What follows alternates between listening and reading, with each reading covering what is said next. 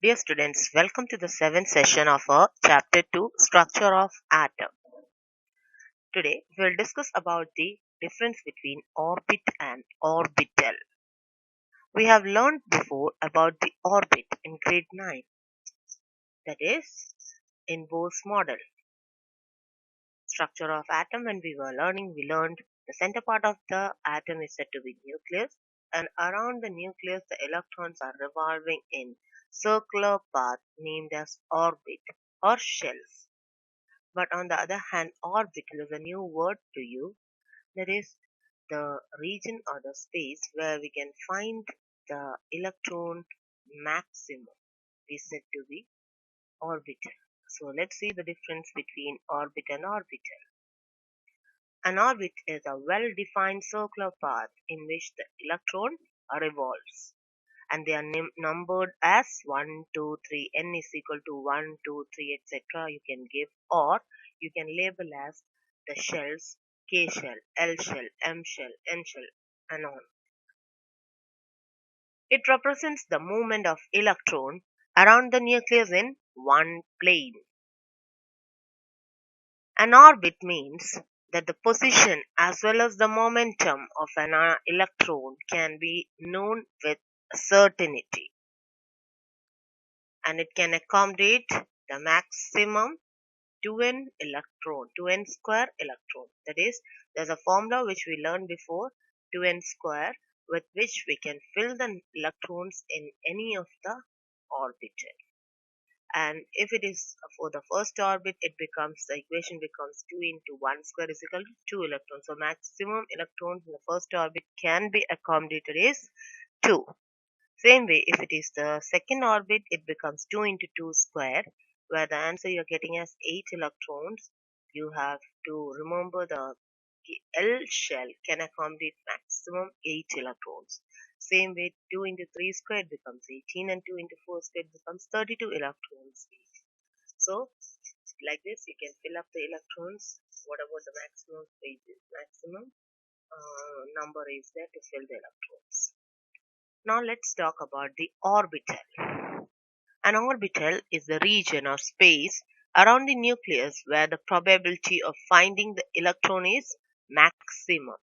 So the maximum area where we can find the electron is said to be orbital, and it can be spherical or dumbbell in shape.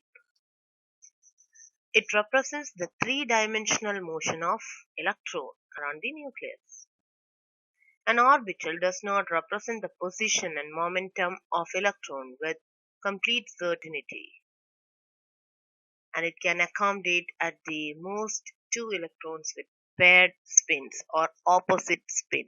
That means when you are taking the orbitals, one orbital can accommodate maximum two electrons in opposite space. And we will learn about the opposite spins and all in the next session. Next topic is quantum numbers.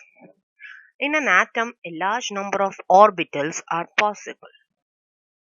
These orbitals differ in their size, shape, and orientation in space around the nucleus. The state of an electron in any atom is described by its location with respect to the nucleus and by its energy. An electron in any atom can have only certain permissible values of energy and angular momentum. These permissible states of an electron in any atom, called orbitals, are identified by a set of four numbers, which we are giving the name quantum numbers. The four quantum numbers are principal quantum number, azimuthal quantum number, magnetic quantum number, and spin quantum number.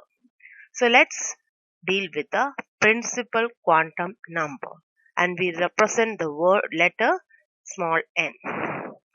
The principal quantum number n is a positive integer with a value of 1, 2, 3, etc. So you can give the value for n as 1, 2, 3 as you are giving for the orbits number. The principal quantum number determines the size and to large extent the energy of the orbital, and also it identifies the shell. That means we can find out if it is n is equal to 1, it is of k shell, 2 L, 3 M, N, N if it is, it should be 4. Like that we can identify which shell it possesses. All the orbitals of a given value of n constitute a single shell of atom and are represented by the following letters. If n is equal to 1, K shell. If n is equal to 2, L shell. If n is equal to 3, M shell. And if it is 4, it should be N shell. Like this, we can identify the shell through this principal quantum number. Next is azimuthal quantum number, and with a small letter L we are designating it. It is also known as orbital angular momentum or subsidiary quantum number. It defines the three-dimensional shape of the orbital. For a given value of n, L can have values ranging from 0 to n minus 1. That is, for a given value of n, the possible value of L are L is equal to 0, 1, 2, etc. up to n minus 1. That means when n is equal to 1, the value of L is only 0. 0. For n is equal to 2, the value can be 0 and 1. How we are writing? N minus 1 is what? For n is equal to 2, it becomes 1. So before 1, 0 and 1 it comes. So it is 0 and 1. For n is equal to 3, the possible values for L will be what? 0 to n minus 1 means 0 is there, 1 will be there, and 2 will be there. Why? Because n minus 1 is 3 minus 1, 2. So up to 2 you can have the values. So L is having 0, 1 and 2 values. Like this you can find out the value of L. Each shell consists of one or more subshell or sublevels. The number of subshells in a principal shell is equal to the value of n. For example, in the first shell n is equal to 1. There is only one subshell which corresponds to L is equal to 0. There are two subshells L is equal to 0 and 1 in the second shell when we are taking n is equal to 2, and 3 when it is n is equal to 3, and so on it goes on. Each subshell is assigned an azimuthal quantum number. Subshells corresponding to different values of L are represented by the following symbols. Value for L, if it is 0, 1, 2, 3, 4, etc. We can give the notation for the subshell as, if it is 0, it should be S orbital. If it is 1, L is equal to 1, it is P orbital. 2, D orbital. 3, F orbital. 4, G. 5, H. Like that it goes on. So, with this we can identify that which orbital it possesses. So, S, P, D, F only we are using. But beyond that also the orbitals are there. Magnetic orbital quantum number or magnetic quantum number, and it is denoted by the letter small m. It gives the information about the spatial orientation of the orbital with respect to the standard set of coordinate axes. For any subshell defined by L value, we'll get the value of m as 2L plus 1, and the values given are m is equal to minus L minus L minus 1 minus L minus 2. It goes on up to 0. Then 1. After that, etc. is there in between, and L minus 2, L minus 1 up to L. The possible values can be for M. Or in short, we can say the M value can be minus L2 plus L. So if we know the L value, we can write the M value with this form, that is minus L2 plus L. Thus, for L is equal to 0, the only permitted value for M is equal to 0. How we are getting that value? 2 into, instead of L we have substituted 0 plus 1. This is our formula 2L plus 1. And we'll get the value 1. 2 into 0, 0 plus 1 is equal to 1. And 1 represents the 1s orbital. For L is equal to 1, M can have the values from minus 1, 0, plus 1. That is minus L to plus L. And how we are getting in this 2L plus 1 form? 2 into 1 plus 1. That is 2 plus 1, 3. 3 p orbitals. Now L is equal to 2. M is equal to how much? Minus 2, minus 1, 0, 1 and 2. And if we are giving the 12 plus 1 form, 2 into 2 plus 1 is equal to 5. 5 p orbitals. Like this we can get the M value. Now the last one is spin quantum number or electron spin quantum number S. The three quantum numbers labeling an atomic orbital can be used equally well to define its energy, shape and orientation. But all these quantum numbers are not enough to explain the line spectra. The two orientations are distinguished by the spin quantum numbers, which can take the values of plus half or minus half. These are called the two spin states of the electron and are normally represented by two arrows. First one is spin up, upward direction the arrow is said to be spin up, and the downward arrow is said to be spin down. So these are, one is plus half and minus half charges. Two electrons that have the different s values, one plus half and other one minus half, are said to have opposite spin. Like this we are saying that in an orbital only two electrons can be accommodated with opposite spin or with paired spin, that is plus half and minus half should be there. An orbital cannot hold more than two electrons, and these two electrons should have opposite spin. Now you can see here a chart where we can see the n value, L value, the orbital and n plus L. You can see here principal quantum number, if it is n is equal to 1, the azimuthal quantum number will be 0, that it belongs to 1s orbital. N plus L is 1.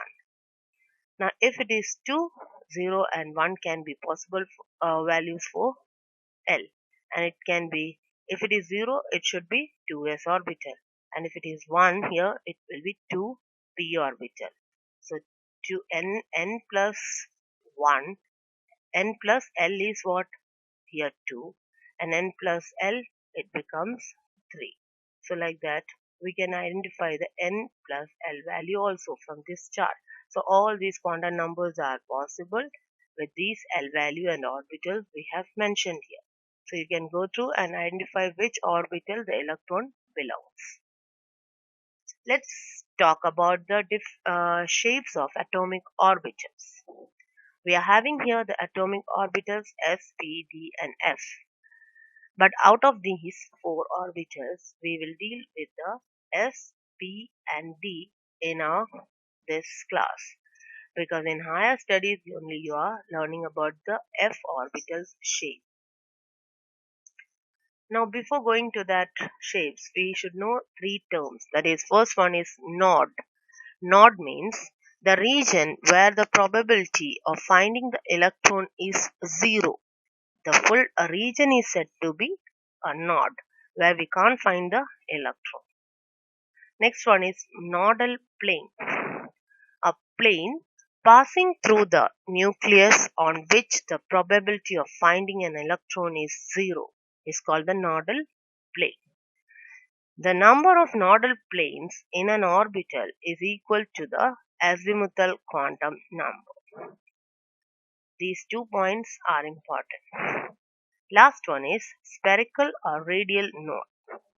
A spherical surface within an orbital on which the probability of finding the electron is zero is called a spherical or radial knot. Now let's talk about the shape of s orbital. We can see here a diagram with the axis and a spherical shape. So we can identify with this the s is having a circle or a spherical shape. The boundary surface diagram for the s orbital looks like a sphere having the nucleus as its center, which in two dimensions can be seen as a circle. Hence, we can say that the s orbitals are spherically symmetric, having the probability of finding the electron at a given distance equal in all the directions.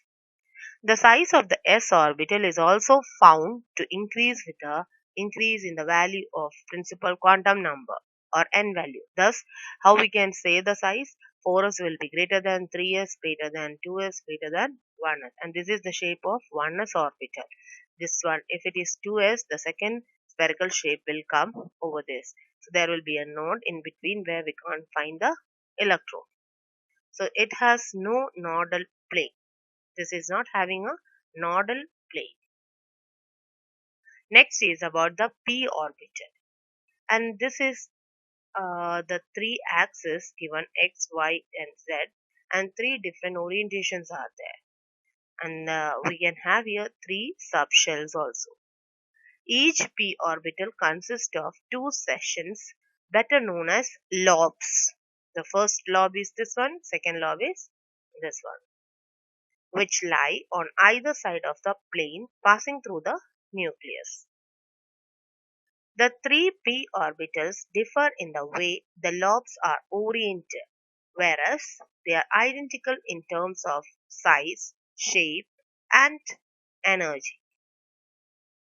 As the lobes lie along one of the x, y, or z axis, these three p orbitals are given the designations 2px, 2py, and 2pz. So along the x-axis, the lobes are there, then we can name it as 2px. So the first diagram will be of 2px. The second one, the lobes are on the y-axis, so we can name it as 2py. The third one is z-axis, the lobes. So you have to name it as 2pz. Thus we can say that there are three p orbitals whose axes are mutually perpendicular. Similar to s orbital, the size and energy of p orbitals increase with an increase in the principal quantum number. That is, 4p will be having greater size compared to p, 3p compared to 2p. It has one nodal plane. So we can see the nodal plane also here. This is having one nodal plane. In all the cases, one nodal plane is there. Next is about the d orbital, and we are having the five different shapes or the sublevels are there.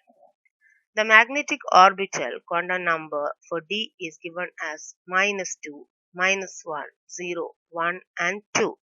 Hence we say that there are 5d orbitals. These orbitals are designated as dxy, dyz, dxz, dx square minus y square, and dz square. Now from these five orbitals, which are these three, you can see the down one, all are looking same. Here two double or two dumbbell shape is there. The two lobes are there in one axis and the other one is in the other axis. Like this we can explain. But when we made the axis, it is not coming, the lobes are not coming on the axis. This is x, y, and here the z axis is there. Only one dumbbell is coming on that axis. The other one is there in between. Now here also same situation. Y and z is mentioned. So x is here. X and z. So you can see the three looking similar. But the name is given as what? X and Y, where the x axis is there and between them the lobes are there. Then we have named it as dxy. Y and Z, if the lobes are in between, then we have named it as YZ.